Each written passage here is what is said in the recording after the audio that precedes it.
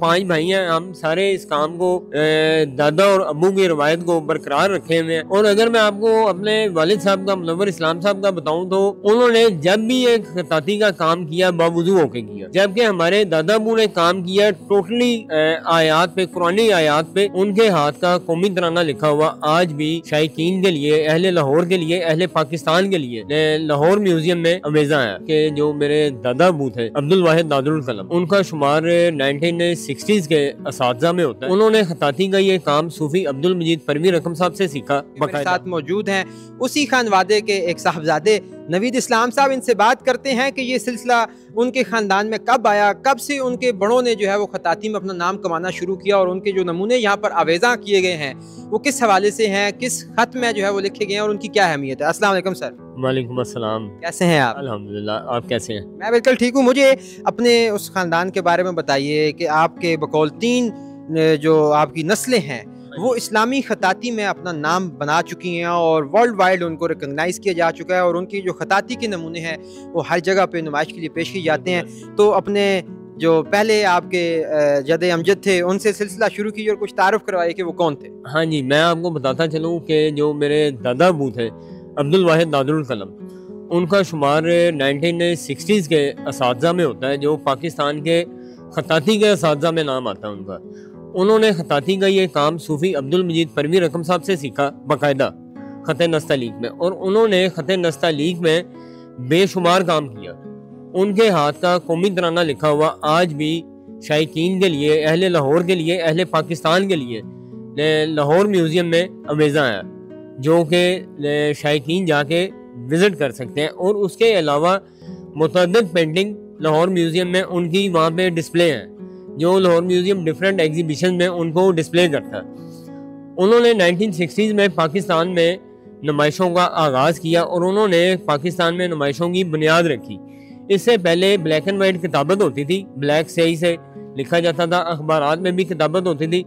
अब्दुल वाहिद नादरुल कलम साहब वो वाहिद शख्सियत हैं जिन्होंने कलम और रंग की इमेजेस से एक नई जरा डाली आर्ट में, और उसके बाद उन्होंने ये काम मुंतकिल किया अपने साहबजादे मुनव्वर इस्लाम ने। अच्छा, आप मादरस में आपकी बात काट रहा हूँ, आपने सादकैन साहब का नाम तो सुना होगा। हाँ, वो भी उसी ज़माने में आर्ट में, पेंटिंग्स में और खताती में बड़ा एक नाम था। तो आप जो कह रहे हैं कि आपके दादाजी जो हैं वो पहले थे मुतारफ़ करवाने वाले, तो वो कैसे पहले मुतारफ़ करवाने वाले? बेसिकली सादकैन साहब ने काम बेशुमार किया, लेकिन अगर रवायती खताती की बात की जाए तो वो रवायती खताती में काम करने वाले चंद असातिज़ा थे उस टाइम पे।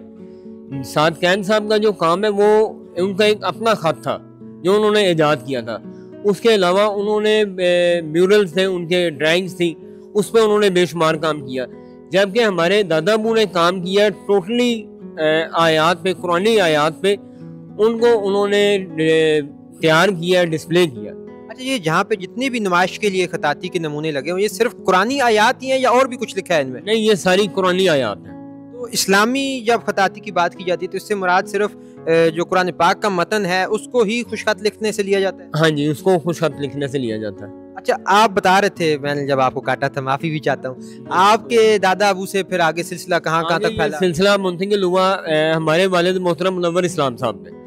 उन्होंने जितनी देर उनके हमारे दादा अबू हयात रहे, उन्होंने अपनी एग्जीबिशन नहीं की उनकी लाइफ में। कि एहतराम था, ये उनका एहतराम था, और उन्होंने कोई ऐसा प्लेटफॉर्म नहीं था पाकिस्तान से बाहर के अपने से ज़्यादा अपने वालिद मोहतरम अब्दुल वाहिद नादरुल कलम साहब का नाम रिप्रेजेंट किया और उसको उजागर करने की कोशिश की हो हर जगह पे।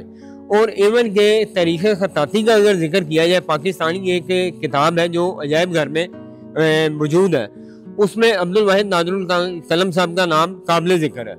ये नादरुल कलम क्या है?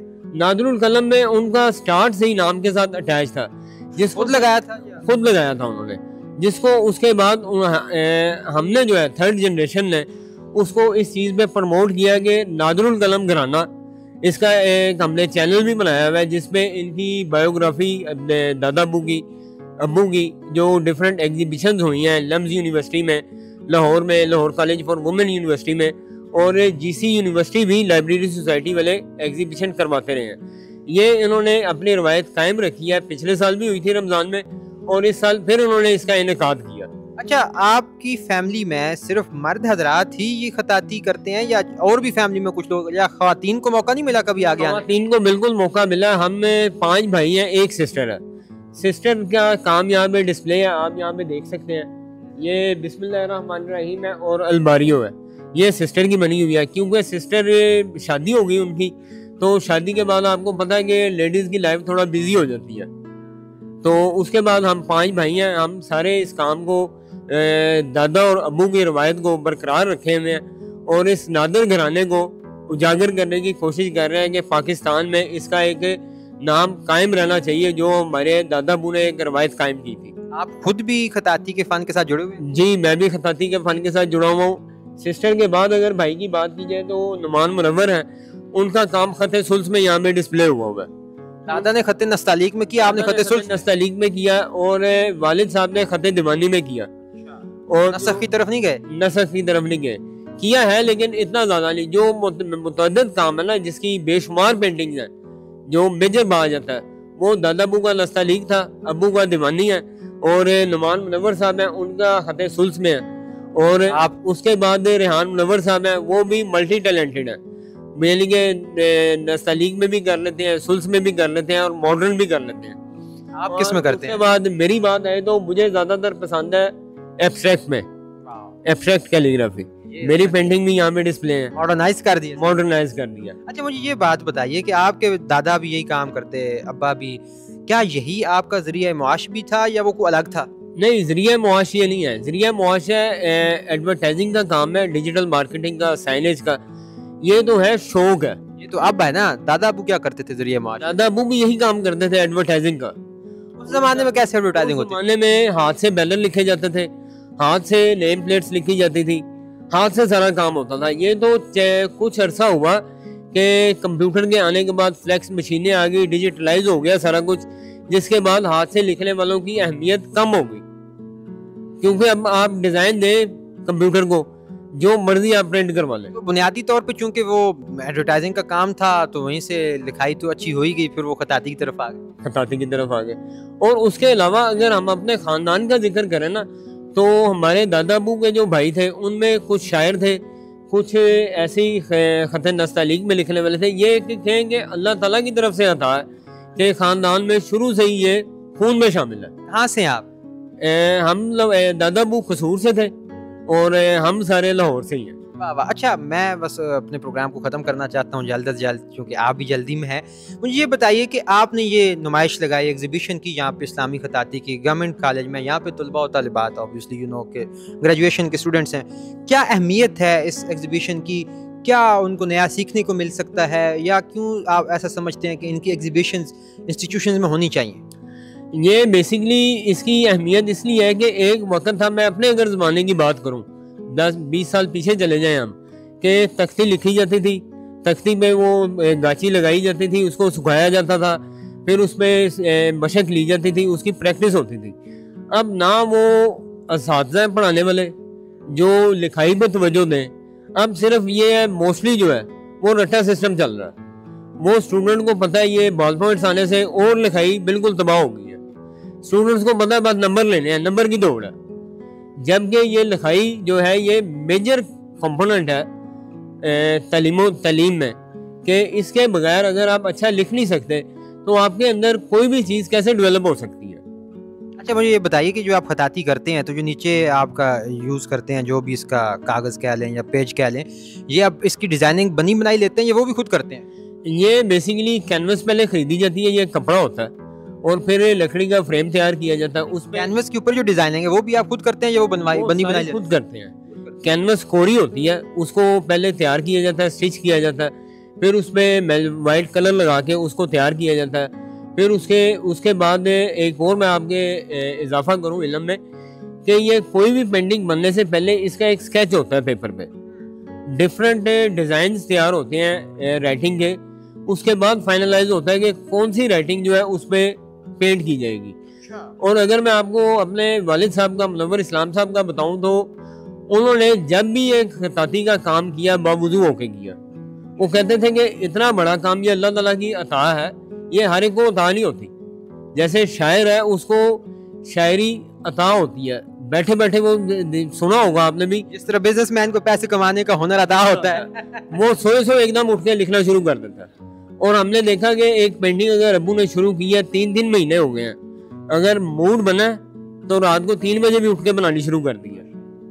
اور اگر بنانے لگے ہیں تو 2 دن کنٹینیوس پینٹنگ بن رہی ہے, ڈیزائن ہی نہیں فائنل ہو رہا. ہاں تیاری ہو رہی ہے, اس میں نہ کھانے کی فکر ہے, صرف پینٹنگ ہے. آپ نے اپنے دادا کو دیکھا کام کرتے ہوئے؟ ہاں جی, دادا ابو کو دیکھا ہم نے. دادا ابو سے ہم نے باقاعدہ تختیوں میں اصلاح لی, خط نستعلیق میں. اور مجھے بھی اگر میں اپنا بتاؤں تو مجھے خط نستعلیق بہت پسند ہے.